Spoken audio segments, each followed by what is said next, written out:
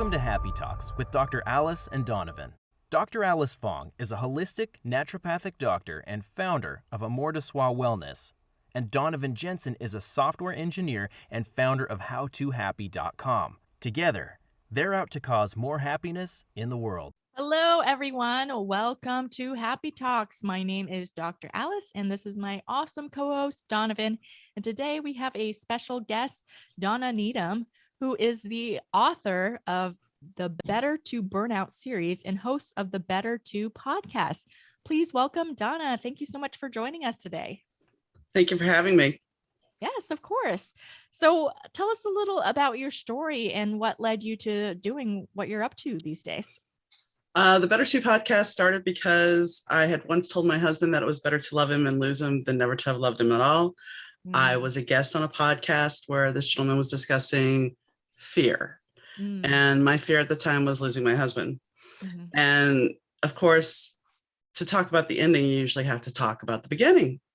So talking about Better To, I started thinking about it. It's like, well, everybody's got a Better To moment. And that kind of morphed into a podcast, which now has morphed into four different types of podcasts. So that, and I already, without thinking about it, I already had a book series called the Better to Burnout series. So it kind of all organically came together.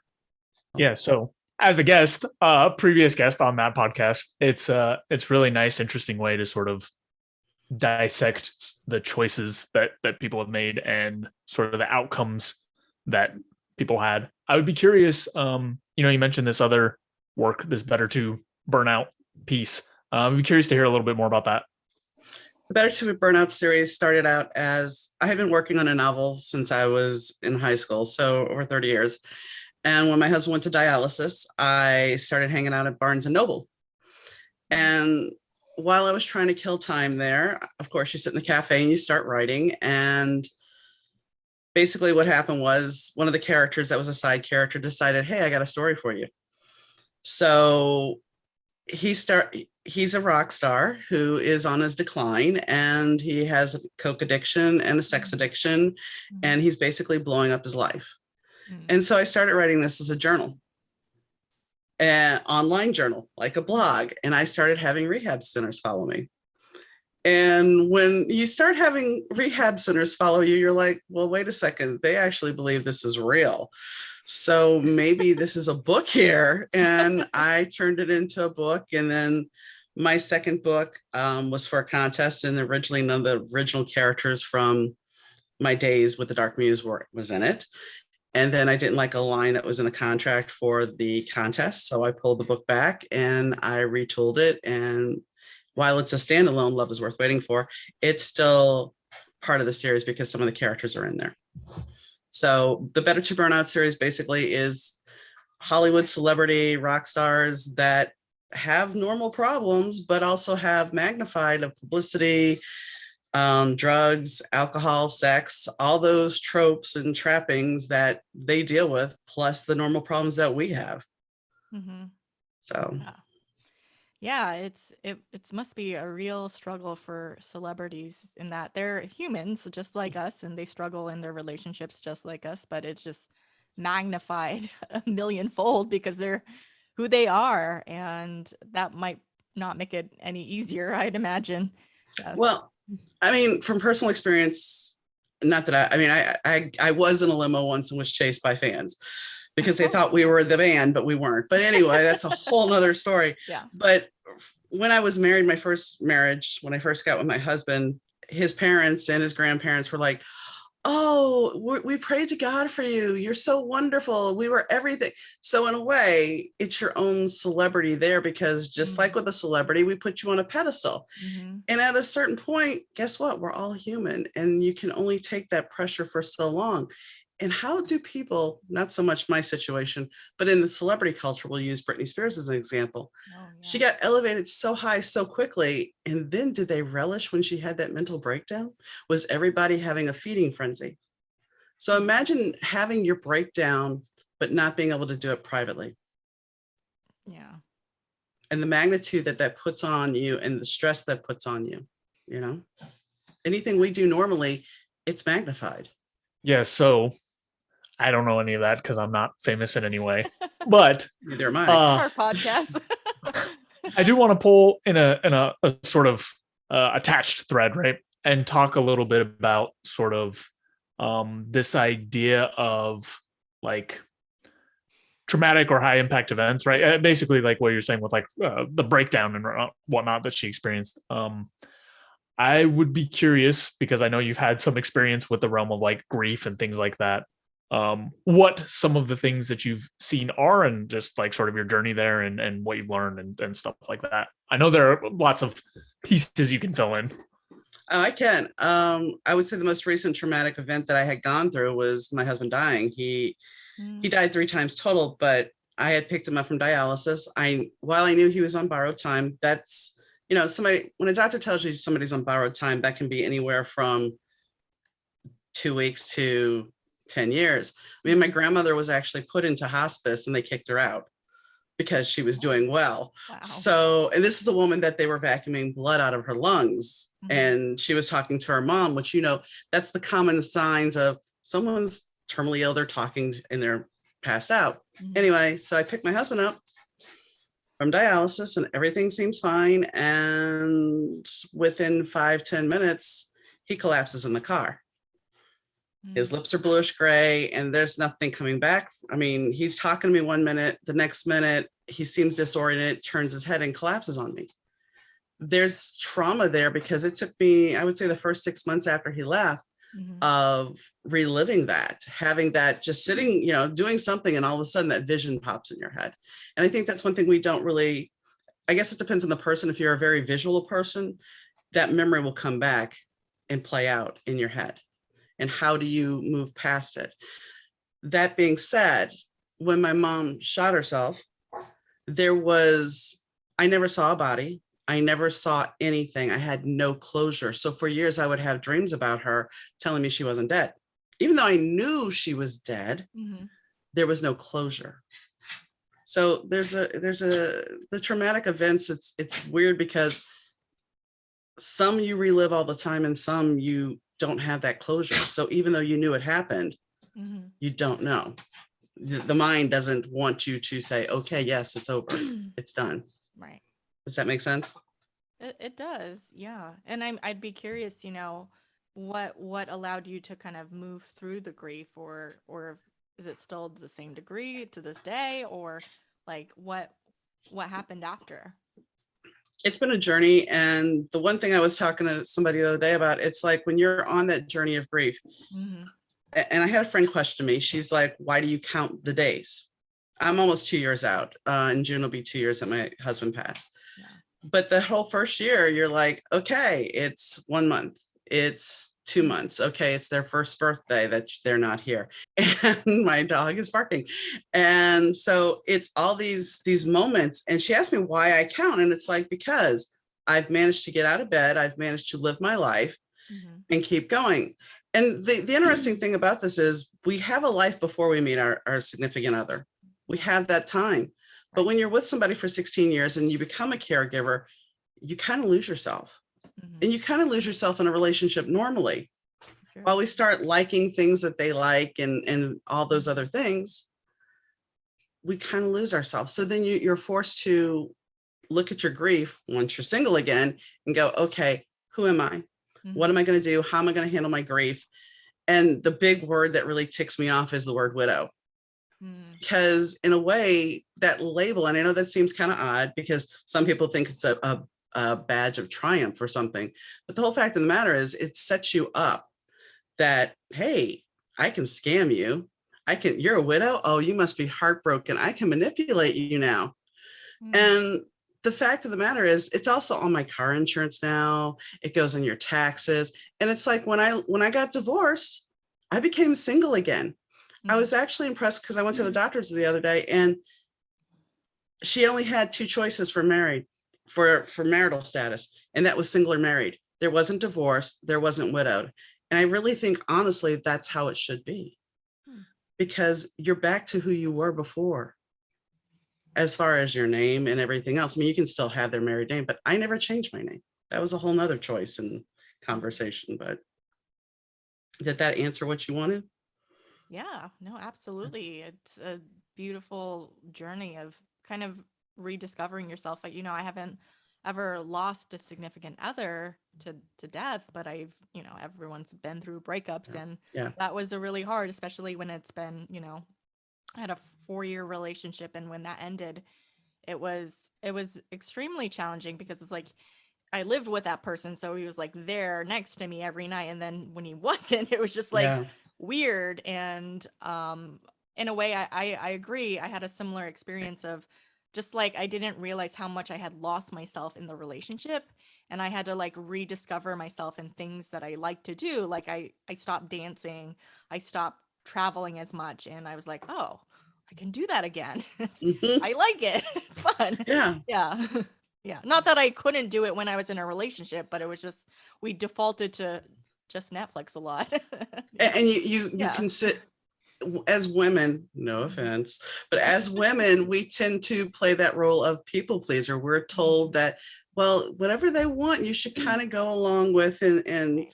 you know, and so we kind of give up some of our own thing Mhm. to make things smoother. Right. Yeah. I would be curious on a similar note what that process of like self discovery was like, right? And by that I mean, I can imagine there's either this path that's like, things are completely different and you're kind of stumbling on things, or like there's a path that's like you had like a target and you have to reconfigure your life to get back to this target that you want, or some other path that I'm not thinking of because I've only laid out 2 potential things and I'm sure there are many, many more. But I'd be curious sort of what that path or evolution or just kind of transformation was like. One of the first things I will say is, a lot of people, when you lose somebody suddenly, like you were saying, your whole world changes. So your house is different and everything else. Back in 2005, we had moved into another house, and he had his first heart scare. So he was rushed in, and I remember coming home and thinking, we had been in the house maybe 3 months, and I remember thinking, oh my gosh, this house is so big. I don't know what I'm going to do if I lose him. Okay, now, I'm not trying to say, I'm not being insensitive. I was a nervous wreck. And every consecutive time after that, that he was rushed to the hospital for whatever reason, I would be in tears and everything else. By the time we got to where we were in 2020, I knew it was on borrowed time. My mind, because I am a writer, started writing a character that was dealing with grief. Mm. She was dealing with the loss of her husband. So I think part of me intuitively was already going, okay, you need to be prepared, because he'd come by the bedroom or my office, and he'd be like, hi, how you doing? And I'm like, fine. And I was bawling my eyes out because I'm typing this whole scene up. And then he'd come by, he's like, you doing okay? I'm like, yeah, I'm doing fine. He'd go back to crying.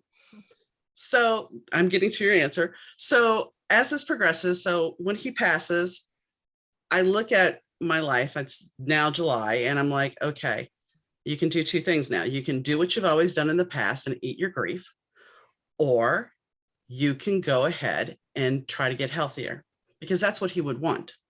So that Mm. was the first step, was I'm going to lose weight. And I've lost 40 pounds since he died, and I still have more to lose, but that was a Yes. step. That's huge. Thanks. And so then it was like, okay, I'm going to take my books and I'm going to try to really make a go of it. And so that was the next step.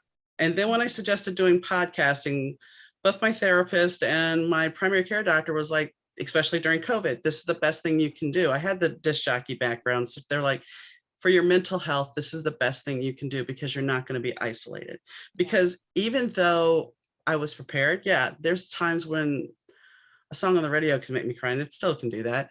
Mhm. And there's moments, like I said, when you were looking at it going, okay. But for me, I guess the biggest target was when I decided to take my books seriously. I hired a publicist, which was a mistake, but I hired a publicist, and that publicist lit a fire under me, because she's talking about all these potential things.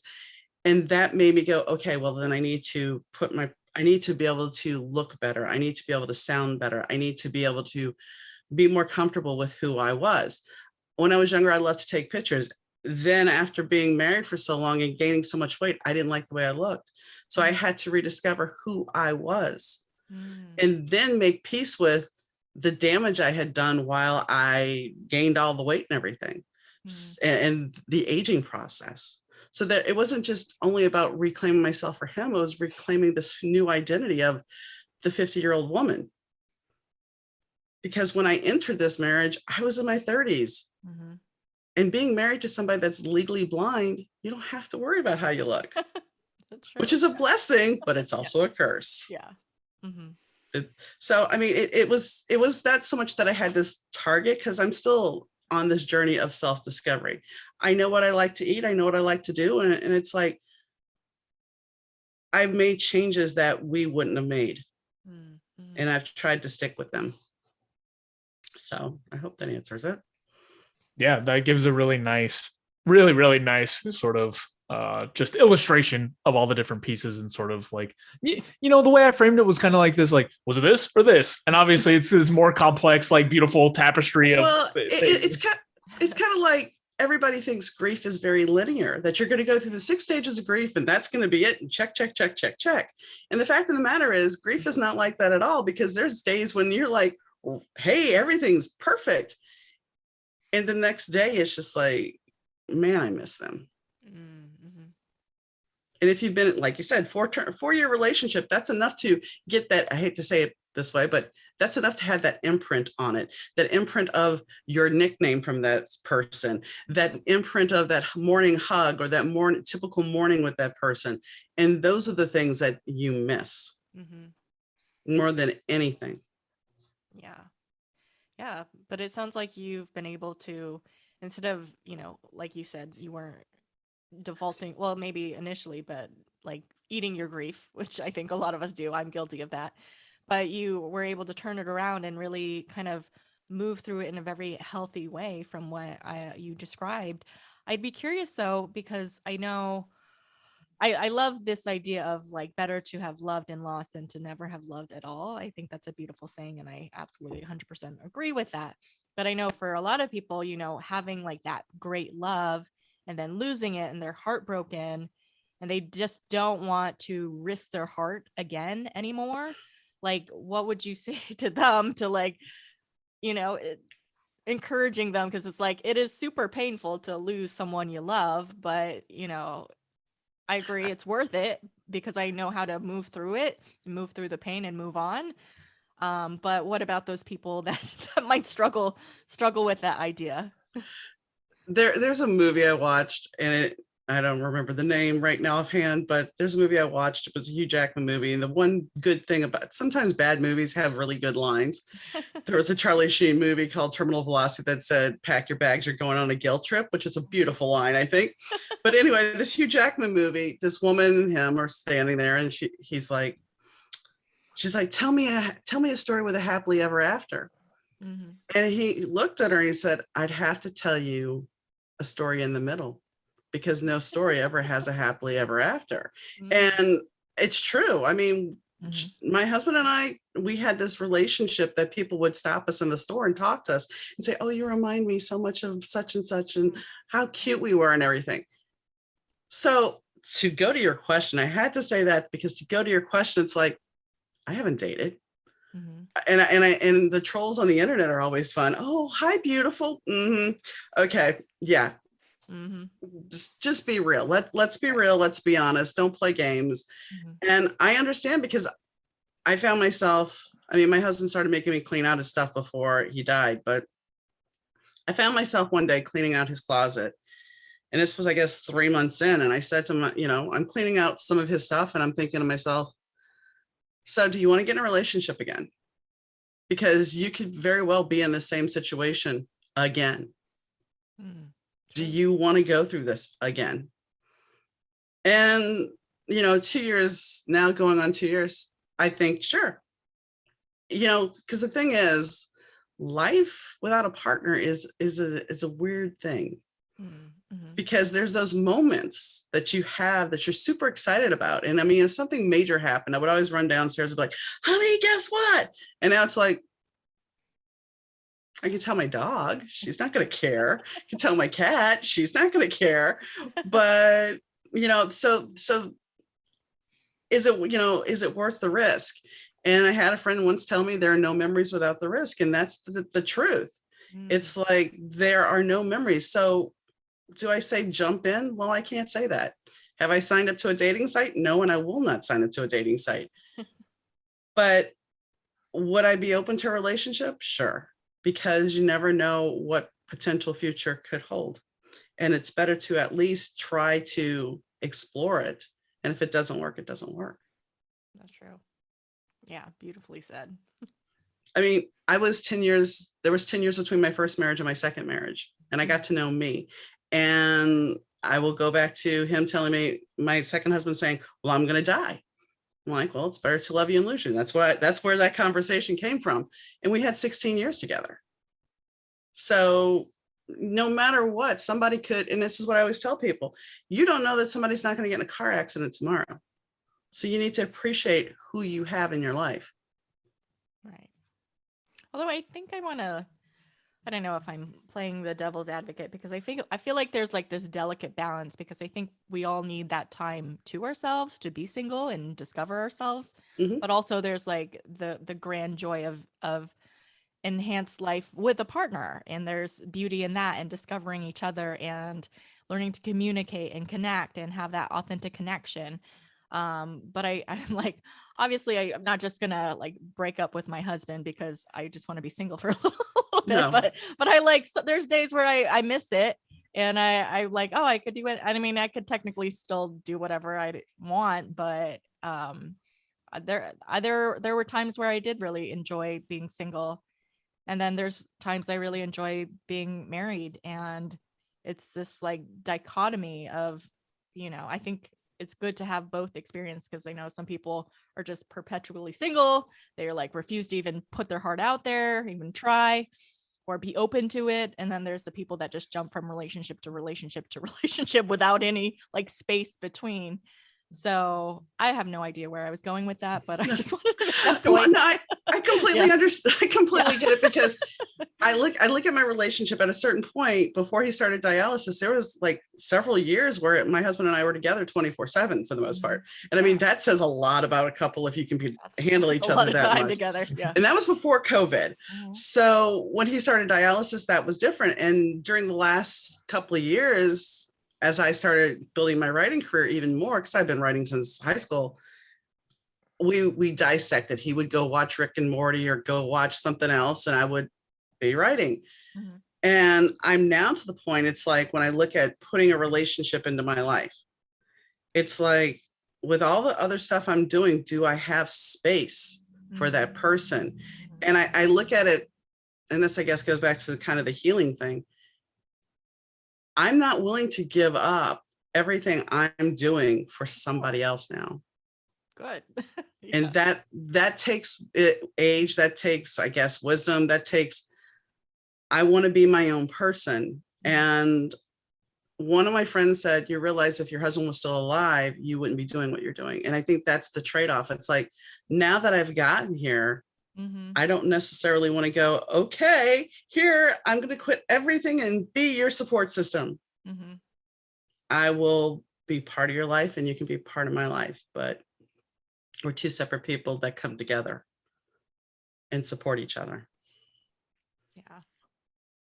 And the one gift I will say that I got from my husband, and I'll say this real quick, is we learned to communicate. We learned the whole fact that if one of us was upset, we knew to stop and leave the room and then come back, because especially when you're dealing with somebody with health issues, they're mad at their body for betraying them and they will lash out. And if you step away and then come back, usually you get to the truth and there's an apology there going, I'm sorry, it wasn't you. Yeah. And I think we don't always see that. We just immediately, somebody comes at us, we're going to go right back at them. So it takes a lot to learn that.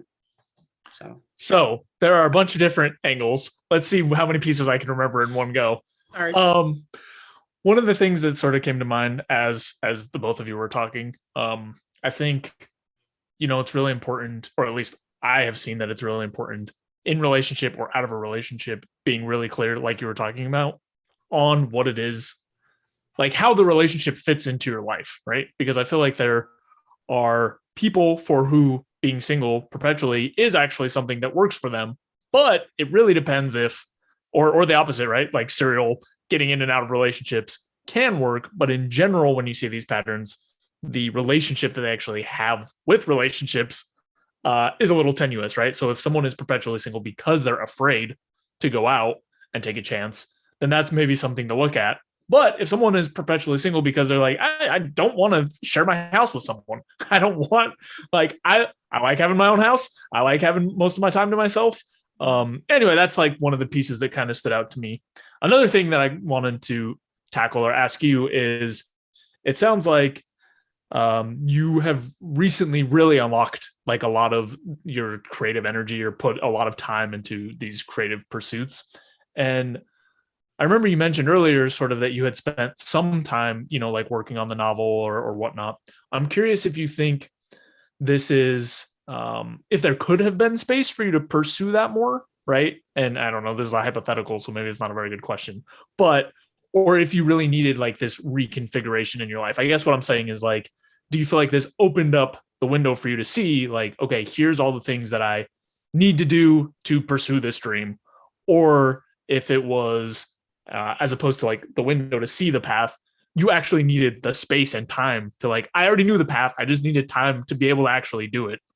Does that make any sense? Yeah, it does. As far as the writing goes, like I said, I've been writing since I was 30. And because of being at Barnes, I ended up knowing the staff. So they were closing that location. And there's a reason why I'm saying this. So they're closing this location. And yes, I've been like, oh, I'm a writer, never published anything, kept dragging my feet. And my friend's like, well, we're having a new writer's night. It'll be the last new writer's night. You can participate. It's a book signing. Oh, okay. Light the fire under me. Let's go. My husband used to joke that you're never going to get another book done before I'm dead. You're never going to get that done. And he would let me read to him. I would read some of my stories, and especially Daze. He liked the character because he thought I'm living vicariously. Back to your question, though, about what I'm doing now. When I became a disc jockey, it was because I would want a pizza off the radio. Okay. I had no desire to be a disc jockey. I met the disc jockey at the mall where he was working, and lo and behold, we became friends, and he brought me into the station, and I felt like my life was stagnating. August of 1993. And so he's like, come on, bring the kids up to this, because I had 2 stepkids. Bring the kids up to the station and I'll teach you how to program it. I learned how to program it. And after that, in August of 93 is when I became a jock. So this was about June. I came back from vacation, said my life was stagnating, and boom, he's like, my boss wants to interview you. Okay. I did the interview on Tuesday. I was hired on Friday and on air by Friday. Fast forward to where we are now. It's like I had that backing. I wanted to do a podcast with my husband. He didn't want to do it. I did an interview for some podcast, and they were like, we have a radio show you could do.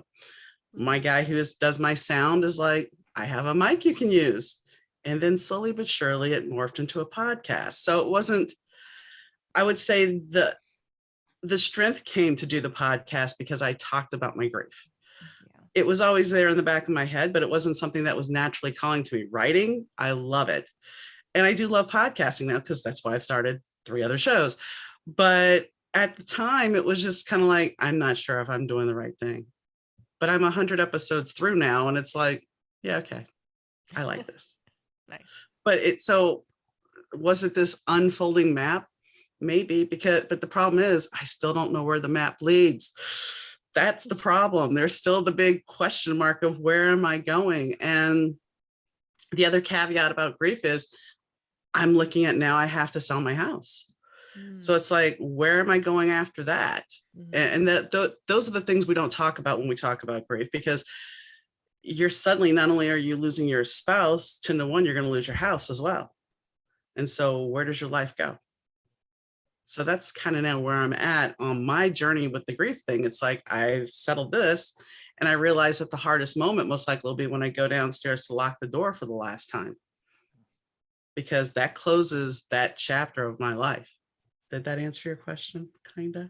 Yeah, I mean, I don't even know what the question was. The question was so rambling and whatnot, and what you said was nice. So absolutely. Good.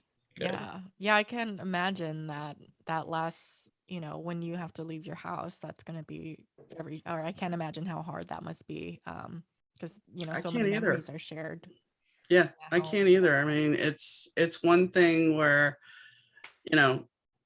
this is the place you live together, and you're now closing that door. And granted, he's coming with, because I have his ashes, but it's still one of those things where it's like, the memory is not, I mean, the memories come with you, but it's different.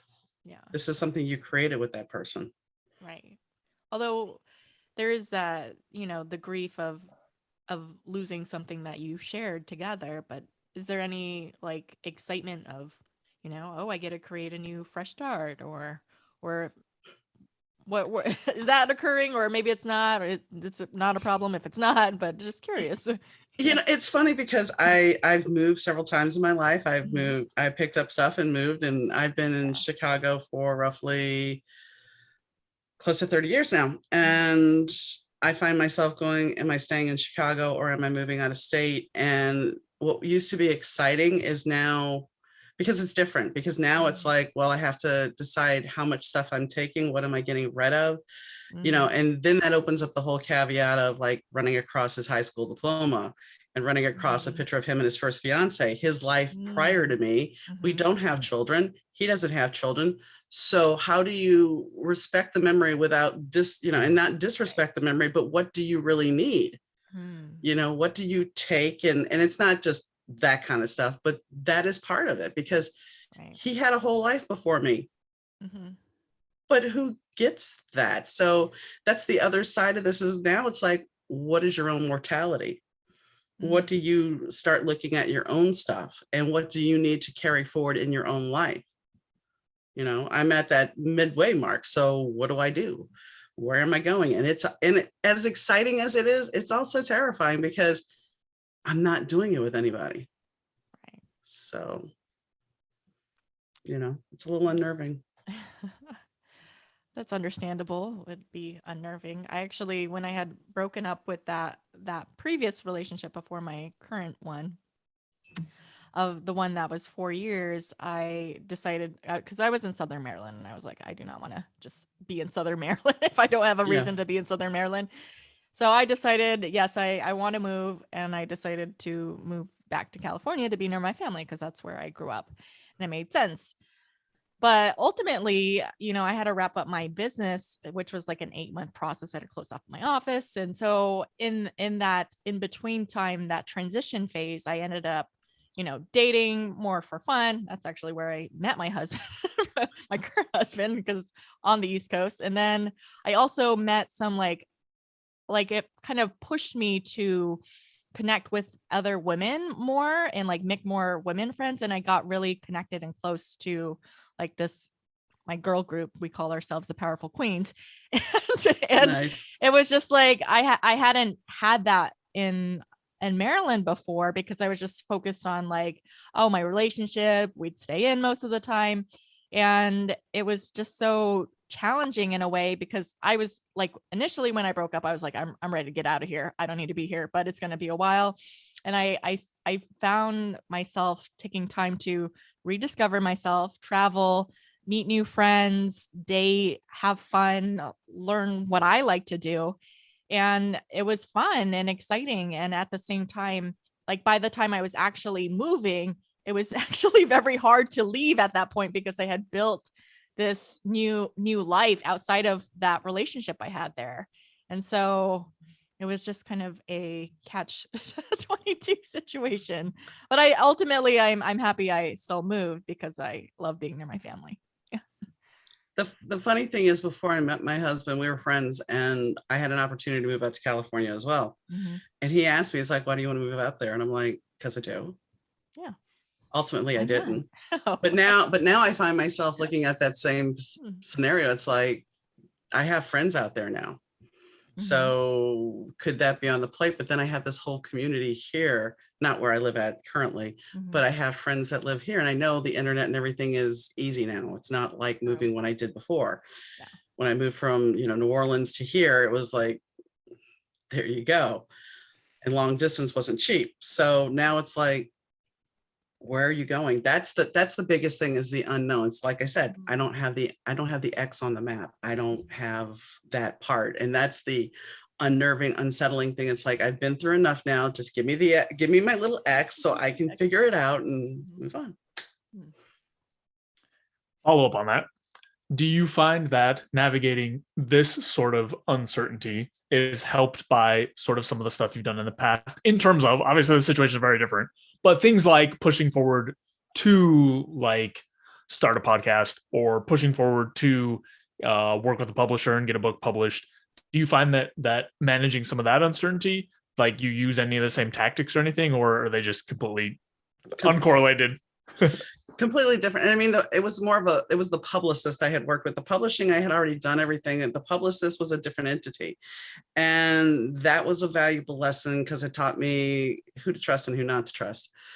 But I think moving is a completely different beast. And yes, I should be comfortable. And I get after myself because you should be comfortable. You've done this before. I mean, I literally came up here for a visit, flew back to New Orleans, packed up my car, said goodbye to everybody in like 4 days, drove from New Orleans to here and got here at 2:00 in the morning, all within a week.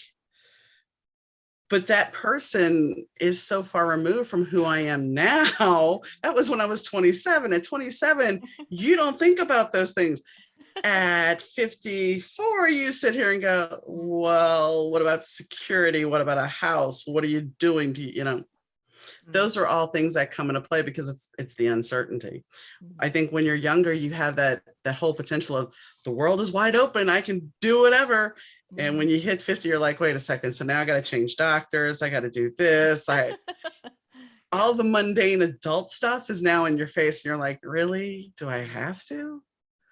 So I think that's where you kind of get, it's not so much that you can't really compare the two, because clicking the link to publish your book is a lot easier than going, okay, I have to go through my whole house and decide what I'm keeping and where I'm going. It's tough. Yeah, I don't know why I asked that question, because at a minor level, I'm doing the same thing. I have published a book. I am trying to decide where I want to live right now. And I'm like, publishing the book was easy. Like, it's just out in the world, and if people want to read it, they can. Where I'm going to live? Well, exactly. This place has this, and this place has that, and this place, this is good, this is bad. I can't live next to my family and on the West Coast, and like, so no, not because I think it was a terrible question, but because I have lived experience of almost the exact same thing, and publishing my book has not helped inform me in any way whatsoever about where it would be nicest to live. Do you think, though, maybe you asked because you were hoping that I could give you the answer to make you feel a little calmer? Yeah, if you could just tell me where to live, I'll wait till you figure it out, and then I'll ask again. The funny thing is, because I read cards as well and stuff, and if I had to say one place that has constantly come up lately, it is California. And it's not that it's like, if I did that, that would be insane. I just look at that. It's like moving to California is just, it's crazy. But the thought is there. Taxes or because of something else? Well, no, because I mean, taxes in Illinois are just as crazy, and our gas prices aren't as bad. But it's almost $6 here. It's ridiculous. I live in one of the highest property taxes. Cook County's worse, but our property tax in Illinois is crazy. Wow. So it's just a myriad of things. It's like, what do I want to do? But I know there's opportunities out there to do what I want to do. That's true. I write about it all the time. I mean, most of my books are set in LA.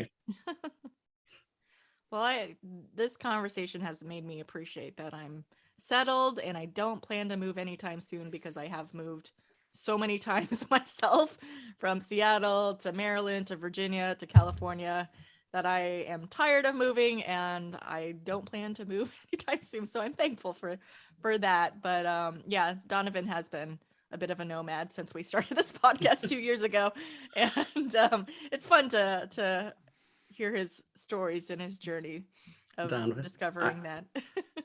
Donovan, I understand. I went from New Orleans to Shreveport to Dallas to Indiana to Chicago to New Orleans to back to Chicago, and then live several places in Chicago. So I understand. Yeah, he's been there. Been there, done that, bought the t-shirt. That's right. Yes. All right. Well, Donna, it's been such a pleasure to have you on our show. Is there anything else you'd like to share or plug before we wrap up today? I'll plug my books. This is My Daze with the Dark Muse, which is a gritty, dark book written in a guy's point of view. And then this is a romantic suspense, second chance romance, set in Hollywood. So they're both available on Amazon. And I have the B2D2 podcast, which is a live podcast on Saturdays. There is a music podcast called B2 Soundtrack of Our Lives, where I take a guest and we discuss their favorite songs that have meant something to them. And of course, there's the Better 2 podcast, which Donovan has been on. And also the Better 2 Weekly Intuitive podcast, which is where I do an intuitive reading for the week. So that's basically me.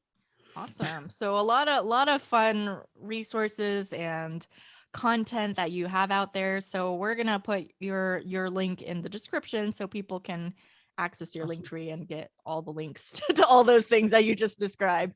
Thank you. Yes. Awesome. Well, thank you again for just being on our show. We appreciate it. Thanks for having me. Of course. Yes. And thank you everyone for tuning in this week. We appreciate you as always. And if you appreciate us, be sure to like, comment, subscribe, all the things that spread a little more happiness in the world. Thank you everyone. And we'll see you next time. Thanks so much for watching. If you enjoyed this video, be sure to like it and then go and subscribe to my channel and ring the bell so you get notified when the next video comes out. And if you check out in the description below, go to my website where you can get my free fast and easy guide to stress relief. Thanks again for checking us out, and we'll see you next time.